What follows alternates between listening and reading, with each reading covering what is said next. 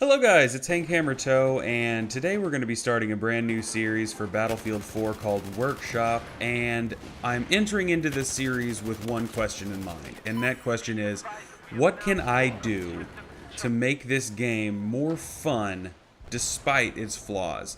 So we're going to be talking about ways that we can improve our gameplay, improve our score, improve our kill to death ratio, and they're very simple things that anybody could do that will just make this game more enjoyable and less of a rage-inducing experience that this game so frequently happens to be. So the first thing that I want to talk about today is assessing your playstyle. And what do I mean by that? By assessing your playstyle, I just mean, what do you feel you excel at? What do you feel like is the most fun for you? Like, whether it be, are you maybe an infantry player? Do you play in armor a lot? Are you a jet pilot? Where do you feel like on the battlefield you are the most comfortable and the most effective? Now, the reason that this is so important is because then it allows you to answer a few other very important questions. For example, where should I position myself on the map? If you feel that you're a great infantry player and maybe you have really good twitch aim, but you feel like you're being dominated by armor all the time, position yourself on the map in a place that's conducive for that kind of combat, for your infantry combat. So find yourself in a place that has tight-knit corridors that maybe armor would find it difficult to get to. Likewise, if you excel in armor, don't push up into those tight-knit corridors. You want wider open spaces, and you never want to overextend yourself beyond where your infantry can support you. In this game, as we know, there are so many things that can destroy armor, being lock-on rockets, mines, slams, C4. When you overextend, it's very easy to find yourself in a dire situation with no support.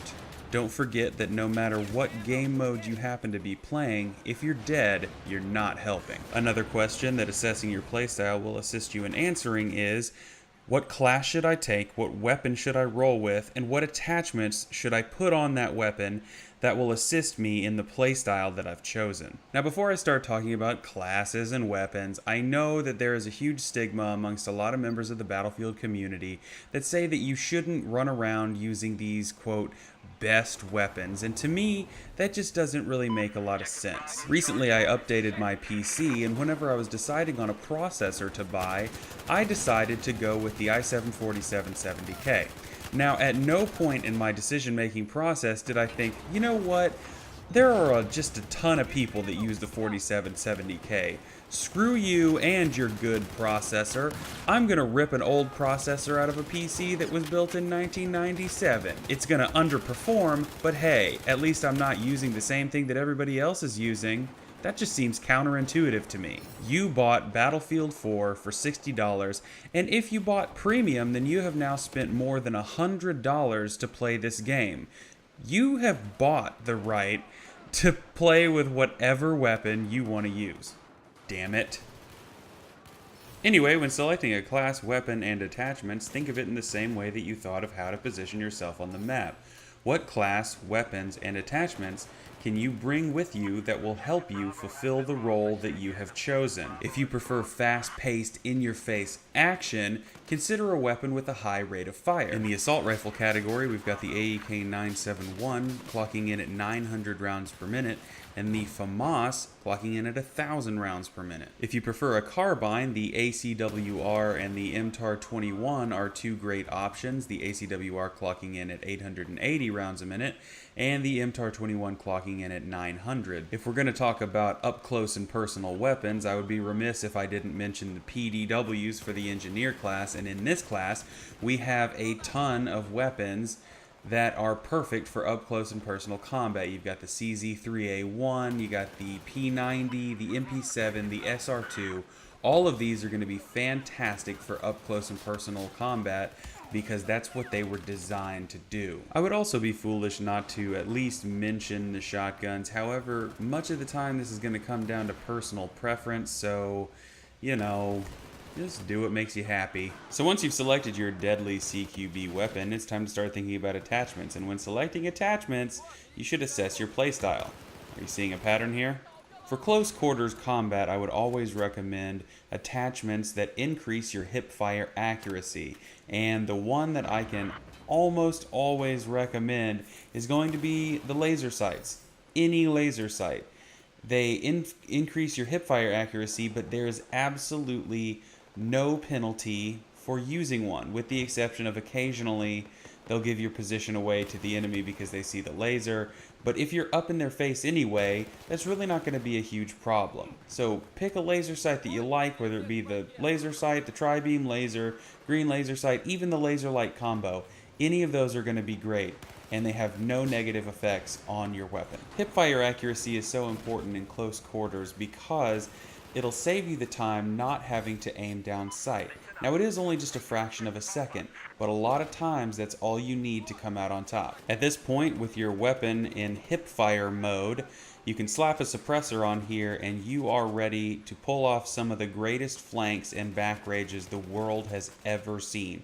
Because the suppressor will keep you off the mini-map, you can come in behind guys, they'll be dead before they even know you were ever there. Now if you prefer medium to long range combat, clearly you would need to find yourself in a position on the map where you're looking down medium to long range lanes.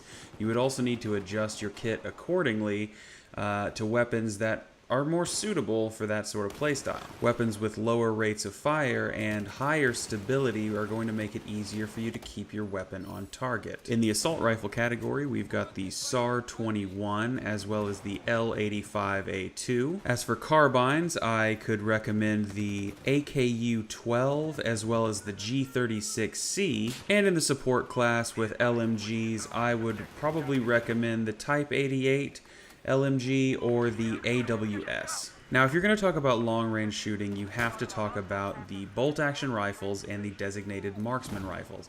These rifles are designed with precision and power in mind, although some of them do fall short due to game mechanics and balancing. Now, where some DMRs fall short, there are other DMRs that will actually serve you well.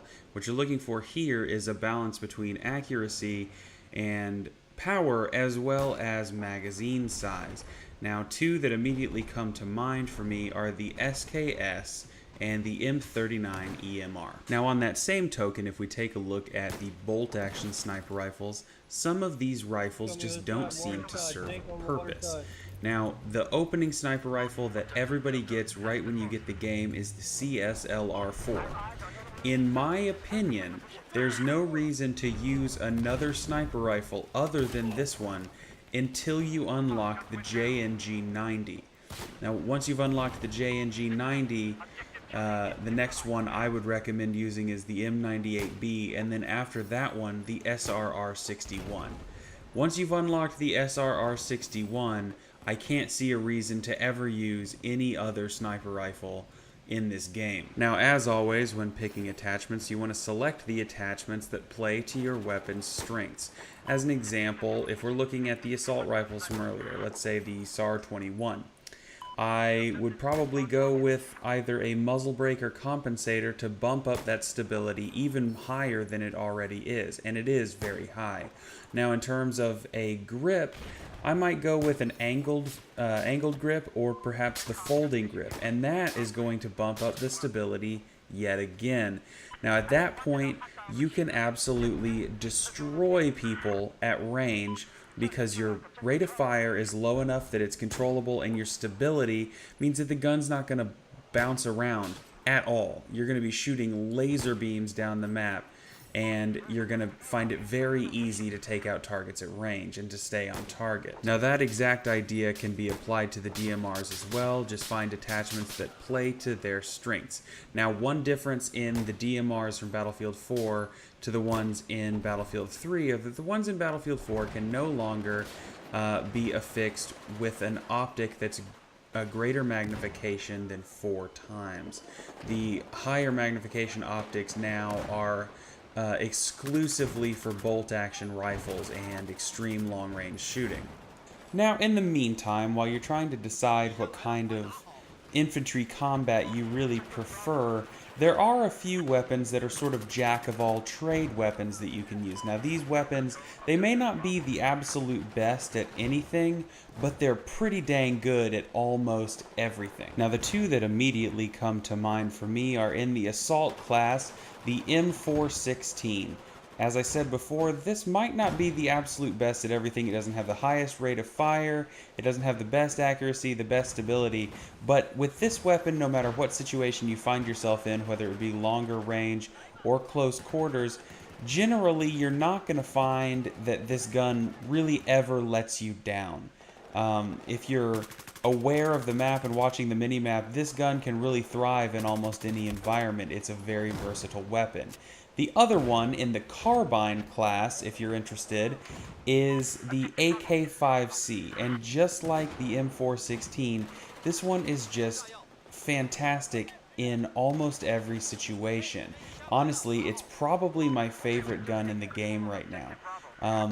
The reload time, rate of fire, accuracy, stability, all of that is just on par, and it's an easy weapon to pick up and use. So I hope you guys enjoy this video, and hopefully you'll enjoy this series. I really hope that it helps you better yourself at Battlefield, and it makes Battlefield a more enjoyable experience for you, regardless of your playstyle. But anyway, guys, thank you so much for watching. If you enjoyed the video, like, comment, and subscribe, and all of that fun stuff. And I will see you guys in the next episode. Thanks for stopping by, and I'll talk to you soon.